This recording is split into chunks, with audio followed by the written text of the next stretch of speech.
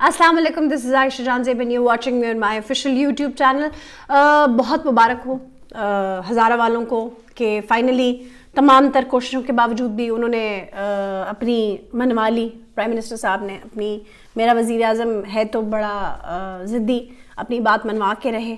اچھا ہوا جو بھی ہو گیا, خیر whatever happens for the best, all is well that ends well.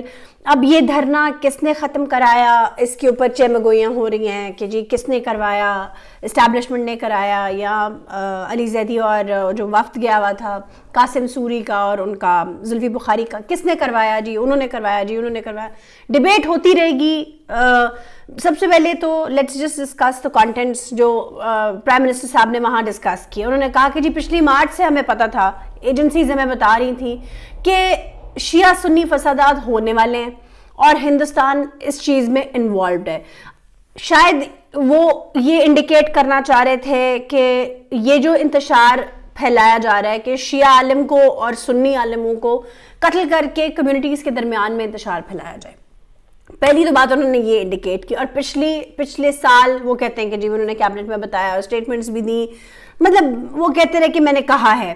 بہرحال اور بار بار وہ اداروں کی تعریف کرتے رہے کہ انہوں نے بہت سے ایسے پلاٹس کو کیٹر بھی کیا اداروں نے جس کے اندر وہ ٹارگٹ کر رہے تھے, یعنی انڈینز ہندوستانی ٹارگٹ کر رہے تھے شیعہ کو اور سنی سیکٹ کو. تو وہ اپنے وعدے انہوں نے کہا کہ ہم نے لکھ کے دے دیے ہیں, ہم نے لکھ کے دے دیے ہیں کہ اب جو ہے ماضی میں جو کچھ ہوا اب نہیں ہوگا.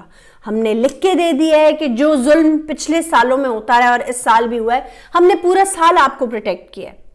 ٹھیک ہے, اب وہ پھر اپنی وہی باتیں ریپیٹ کرتے رہے کہ میں نے انٹیریئر منسٹر آپ کے پاس بھیجا, میں نے آپ کے پاس اپنے ڈفرینٹ وزراء بھیجے کیونکہ میں چاہتا تھا کہ آپ لوگ تدفین کر دیں, اور میں آنے والے پرائم منسٹرز کے لیے یہ پریسیڈنٹ سیٹ نہیں کرنا چاہتا کہ آج میں ہوں پرائم منسٹر, کل کو کوئی اور ہوگا اس کی جگہ, تو اسے کوئی بازو مروڑ کے یوں اس کو بلیک میل کر کے اس طرح کر کے نہیں لا سکتا.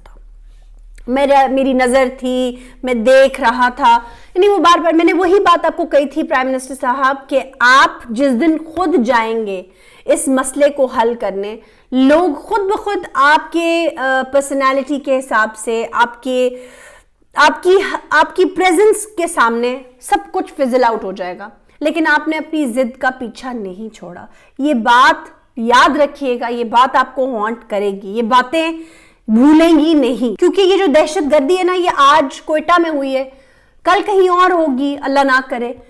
داعش, ISS, جس کا بھی نام لیں, انڈین انٹرفیرنس, جس کو بھی آپ کہیں, وہ جگہ جگہ اب پھوٹیں گے. آپ کے کہنے کا مطلب ہے کہ جو 35 سے 40 لوگ ہیں کہ یہ صرف یہی رہ گئے ہیں اور ان کے علاوہ پورے ملک میں اور کوئی دہشت گرد موجود نہیں ہے. Are you sure of that? میں نہیں سمجھتی خان صاحب, I don't think so. جس کمیونٹی کے اوپر یہ ظلم ہو رہا ہے نا, ان کو یہ دلاسا اگر آپ 6 دن پہلے آ کر دے دیتے تو کوئی حرج نہیں ہونا تھا, کوئی حرج نہیں ہونا. آج بھی کوئی آپ نے کوئی انوکھا سیب توڑ کے ان کو نہیں پکڑا دیا کہ یہ لیں جی میری طرف سے تحفہ ہے آپ کو. جو ایک نئی ڈیولپمنٹ ہوئی ہے وہ یہ ہے کہ شیخ رشید صاحب نے ایک خط لکھا ہے. خط کسے لکھا ہے؟ ظاہر ہے پرائم منسٹر صاحب کو خط لکھا ہے, لیکن دراصل وہ لکھا ہے ان کے سیکرٹری صاحب کو, اعظم خان کو. اور وہ خط میں کیا ہے؟ خط کا متن یہ ہے کہ جی دیکھیں آنے والے دنوں میں 12 تاریخ کو جتنے بھی گورنمنٹ کے امپلائیز ہیں, پینشنرز ہیں, وہ اسلام آباد کا رخ کر رہے ہیں اور وہ ریڈ زون میں دھرنا کرنے جا رہے ہیں. اور آگے 18 یا 20 تاریخ کو اپوزیشن نے بھی کال دی ہوئی ہے, اور امید یہ کی جا رہی ہے کہ 12 تاریخ کو جو دھرنا ہے جس میں بہت سارے لوگ شامل ہو رہے ہیں, اس میں بہت سارے گورنمنٹ کے امپلائیز شامل ہو رہے ہیں, افیکٹیز شامل ہو رہے ہیں, پینشنرز شامل ہو رہے ہیں, یہ دھرنا لمبا چلا جائے گا. اور اگر یہ دھرنا لمبا ہوتا ہے اور 20 تاریخ کو اپوزیشن کے دھرنے کے ساتھ لوگ مل جاتے ہیں تو یہ چیز آؤٹ آف کنٹرول ہو سکتی ہے, کیونکہ یہ جو دونوں دھرنوں کی کالز ہیں یہ ریڈ زون میں ہے, اور ریڈ زون میں ان کا کلیبوریشن جو ہے وہ اتنا مطلب اس کو اتنا آسان نہیں ہوگا ہینڈل کرنا. تو یہ بات انہوں نے جیسے بیسکلی یہ لیٹر جو ہے یہ ایک سمبولک لیٹر ہے. ظاہر ہے ان کی تو ملاقاتیں روزانہ ہوتی ہیں, لیکن اس لیٹر کا مقصد یہ ہے اس چیز کو باور کرانا اور ہائی لائٹ کرنا کہ دیکھیں situations are getting out of control. اور میں یہ سمجھتی ہوں کہ اس خط کے لکھنے کے بعد ہی عمران خان صاحب نے ڈیسائیڈ کیا ہوگا کہ وہ کوئٹہ چلے جائیں, اور اس جو کیونکہ اسکردو میں اور اسلام آباد میں اور کوئٹہ میں مسلسل احتجاج ہو رہا تھا, ہزاروں لوگ اس احتجاج میں شامل تھے, تو اتنی سردی کے باوجود the thing is کہ اب آپ بے شک کہیں کہ میں پوری دنیا میں مسلمانوں کو یونائٹ کرنے کی کوشش کر رہا ہوں, میں پوری دنیا کے مسائل, بھائی تجھے پڑھائی کیا پڑھی, تو اپنی تو نبیڑ, پہلے دنیا کو کیا آپ نے سبق سکھانا ہے, پہلے آپ اپنے لوگوں کے مسائل تو حل کر لیں, یہ سب سے بڑی امپورٹنٹ چیز ہے. آپ دنیا کو چھوڑ دیں, شیعہ سنی دنیا میں کیا ہو رہا ہے, آپ اپنے ملک کو سنبھال لیں. خان صاحب ہمارا مسئلہ ہمارا ملک ہے, ایران اور سعودی عرب کی آپس میں کیا معاملات ہیں, we don't want that. We want ہمارے گھر کے مسائل, ہمارے گھر میں دہشت گردی نہیں ہونی چاہیے, ہمارے گھر میں شیعہ سنی فساد نہیں ہونا چاہیے, ہمارے گھر میں شیعہ علماء سنی علماء کو نہیں مرنا چاہیے, یوں گولی ٹارگٹ نہیں کرنا چاہیے. ہمارا یہ مسئلہ ہے, ہمارا مسئلہ باہر دنیا نہیں ہے. ہمیں سب سے پہلے اپنے گھر کو سیکیورٹی فراہم کرنی ہے, بجائے اس کے کہ ہم ایران اور سعودی عرب کی آپس میں دوستی کراتے رہیں.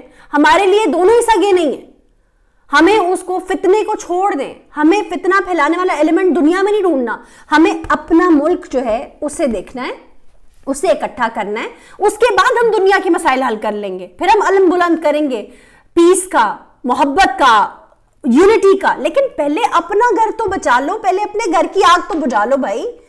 سب سے زیادہ امپورٹنٹ آپ کا اپنا گھر ہے, پہلے پاکستان کو بچائیں, اس کے بعد دنیا میں آگ بجھائیں, کیونکہ اس وقت آپ کی پرائیورٹی آپ کا ملک ہے. اکانومی نوز ڈائیو کر رہی ہے, لوگ غربت سے مر رہے ہیں, احتجاج کر رہے ہیں, آپ کے خلاف اپوزیشن کھڑی ہے اکٹھی ہو کر, اور آپ خود اپنے دشمن بنے ہوئے ہیں. سب سے بڑا مسئلہ تو یہ ہے کہ آپ خود اپنے دشمن بنے ہوئے ہیں, آپ کو کسی باہری دشمن کی ضرورت ہی نہیں ہے, آپ خود سے ہی دشمنی کیے چلے جا رہے ہیں.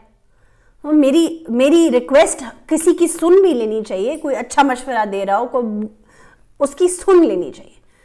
میرا تجزیہ یہ ہے کہ آپ کو ابھی فی الحال انٹرنل پالیٹکس جو ہے آپ کے ملک کی, اس پہ فوکس کرنا چاہیے. آپ کو لوگوں کے جو احتجاج کر رہے ہیں ان کے معاملات کو دیکھنا چاہیے, باہر کی طرف نہ سوچیں. کوئی بات بری لگی ہو تو اس کے لیے معذرت خواہ ہوں. Thank you very much.